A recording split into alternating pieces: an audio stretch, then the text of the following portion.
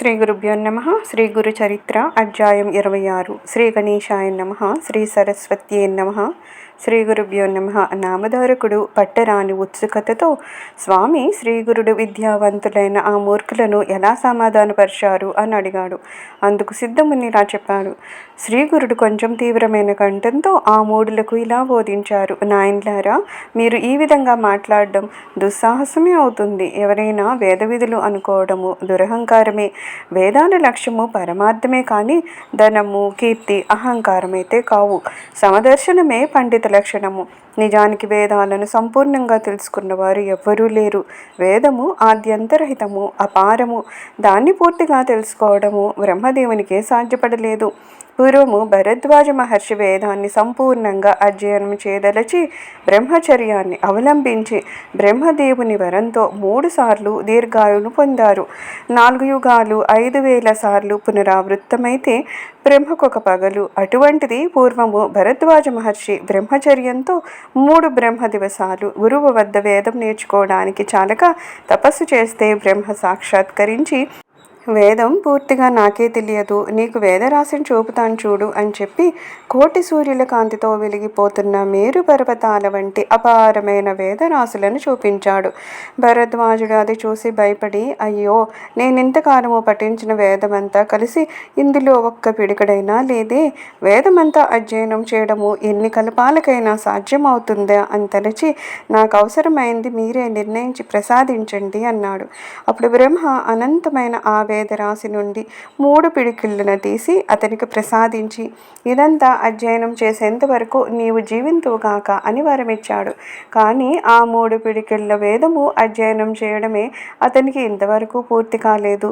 కనుక సాక్షాత్తు నారాయణుడే బాదరాయణుడిగా అవతరించి వేదాన్ని 4 భాగాలుగా విభజించి వాటిని పైలుడు, వైశంపాయనుడు, జైమిని, సుమంతుడు అనే శిష్యులకు ఒక్కొక్క వేదం చొప్పున తెలిపాడు. వారు కల్పాంతం వరకు అభ్యసించి కూడా వాటిని పూర్తిగా తెలుసుకోలేకపోయారు. అటువంటప్పుడు అల్పాయుష్కులైన మీరు 4 వేదాలను సంపూర్ణంగా అధ్యయనం చేశామనుకోవడము ఎంత తెలివి తక్కువ. వేదమంతా నేర్వగలగడము ఏ ఒక్కరికి సాధ్యం కాదు. కనుకనే వ్యాసుడు దాన్ని 4 భాగాలుగా విభజించాడు. ఋగ్వేదాన్ని పైలుడనే శిష్యునికి బోధించి దాన్ని ధ్యానించడానికై దాన్ని గురించి ఇలా చెప్పాడు.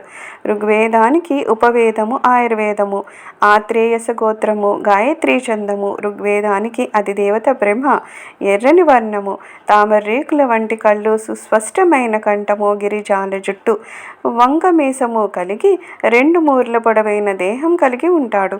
నీవు ఆ రూపాన్ని ధ్యానించు. దీనిలో చర్చ, శ్రావకము, చర్చకము, శ్రవణీయ పారము, క్రమపారము, జట, రథక్రమము, దండక్రమము అనే భాగాలున్నాయి. ఆ క్రమం ప్రకారమే దాన్ని పారాయణం చెయ్యాలి.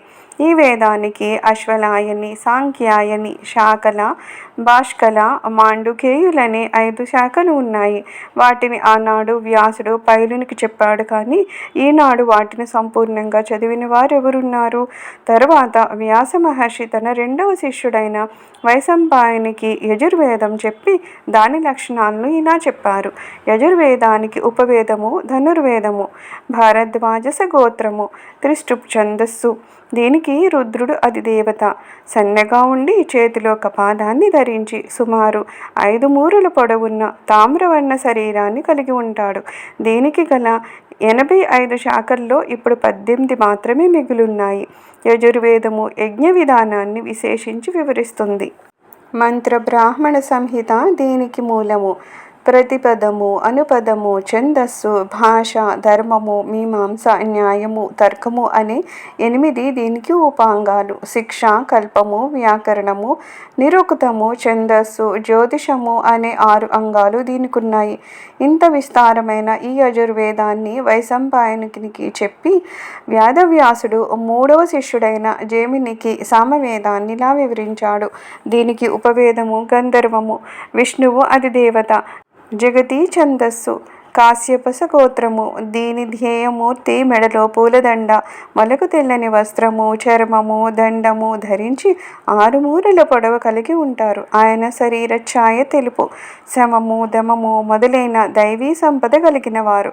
సామవేదానికి 1000 శాఖలున్నాయి. ఇట్టి సామవేదాన్ని పూర్తిగా పఠించిన వారు ఎవ్వరూ లేరు.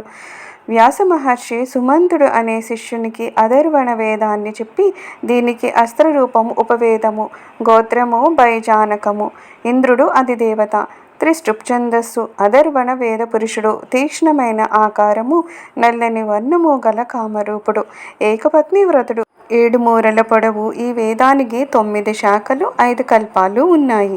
పూర్వం అన్ని వేదాలను సాంగోపాంగంగా నేర్వగల యోగ్యత గల వర్ణాశ్రమాచార నిరతులు ఎందరో భారతభూమిలో ఉండేవారు కనుకనే వేదాలన్నీ నిలువగలిగాయి. ఈ కలియుగంలో బ్రాహ్మణులు కర్మభ్రష్టులు అవుతున్నారు కనుక ఏ మంత్రాల్లోని శక్తి లోపిస్తోంది. పూర్వపు బ్రాహ్మణులలో దేవత్వము మహత్తు ఉండేవి. అందుకే వారిని భూషురులు అనేవారు. రాజు కూడా వారిని సేవించేవాడు. వారు ఎంత ధనం ఇస్తానన్నా లెక్క చేయక భోగాల పట్ల నిర్లిప్తులుగా ఉండేవారు. వేదాధ్యయన బలం వలన త్రిమూర్తులు కూడా వారికి ఆధీనులై ఉండేవారు. ఇంద్రాది దేవతలు కూడా వారిని సేవిస్తూ ఉండేవారు. మాట మాత్రం చేత గడ్డి పరుకను మేరు పర్వతంగాను, మేరు పర్వతాన్ని గడ్డి పరగ్గాను మార్చివేయగలిగి ఉండేవారు. జగత్తంతా దేవతలకు ఆధీనము. దేవతలందరూ మంత్రాధీనులు. మంత్రాలన్నీ బ్రాహ్మణుల ఆధీనంలో ఉండేవి. వారిని విష్ణువు కూడా పూజించేవాడు. కానీ ఈ కలియుగంలో బ్రాహ్మణులు ధనాశతో హీనులకు లొంగి మ్లేచ్చుల ఎదుట కూడా వేదం చదువుతున్నారు. అట్టివారి ముఖమైనా చూడకూడదు. అటువంటప్పుడు మీరు వేదవేత్తలమని విర్రవీగుతూ ద్విజులందరినీ ఈ విధంగా అవమానించడం వలన మీకు ఒరిగేది ఏముంది? మీకు ఇట్టి దుస్సంకల్పాన్ని ప్రేరేపించింది ఎవరు? మిమ్మల్ని మీరు పొగుడుకొని జయపత్రాలు పోగు చేసుకోవడమే కాకుండా త్రివిక్రముని కూడా జయపత్రికను ఇవ్వమంటున్నారే. ఇలాంటి దురహంకారంతో లేనిపోని కష్టాలను కొని తెచ్చుకోవద్దు. ఇకనైనా మా మాట విని మీరు వెళ్ళండి అన్నారు. కానీ ఆ మూర్ఖులు తమ పట్టుదలను వదలక వాదమైనా చేయమని లేకపోతే జయపత్రాన్నైనా ఇవ్వమని కోరారు. శ్రీ దత్తాయ గురవే నమః. శ్రీ శ్రీపాద శ్రీవల్లభాయ నమః. శ్రీ నృసింహ సరస్వత్యై నమః. సర్వం శ్రీ గురుచరణారవిందార్పణమస్తు. లోకా సమస్తా సుఖినో భవంతు. ఓం శాంతి శాంతి శాంతి.